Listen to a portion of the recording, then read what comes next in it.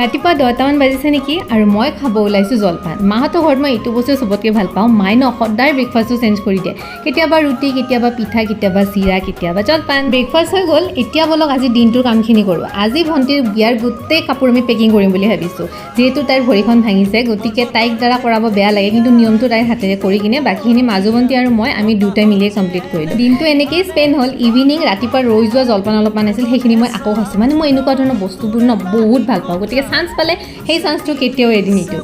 Evening আকৌ আমাৰ এটা নতুন কাম আৰম্ভ হ'ল। যিহেতু মোৰ মাহঁতৰ ঘৰখন শংকৰী, গতিকে বিয়াৰ দিনাখন নাম প্ৰসংগ হ'ব আৰু নাম প্ৰসংগ শেষ হোৱাৰ পিছত ভকতসকলক গামোচা আৰু তামোল পানেৰে আমি সেৱা জনাম। আৰু ভণ্টি আৰু মই যিহেতু বিয়া বুলি আহিছোঁ, গতিকে এইবিলাকতো কৰিবই লাগিব। এতিয়া এইখিনি কমপ্লিট কৰি উঠি মই ষ্টাৰ্ট কৰিছোঁ বেলেগ এটা কাম। তাইৰ জোৰোণৰ ভিডিঅ'টো আপোনালোকে দেখাই পাইছে। এখন যে দুপাট্টা লৈছিলোঁ, সেই দুপাট্টাখনৰ ডেক'ৰেশ্যনৰ কামটো মই কৰিছিলোঁ। এইফালে হাতত অলপ দুখ পাইছোঁ ৰ'ব, দেউতাই বিষ হোৱাৰ কাৰণে হালধি বান্ধি দিছে। এণ্ড এয়া মোৰ দুপাট্টা কমপ্লিট আছিল। ইমানেই, বাই বাই।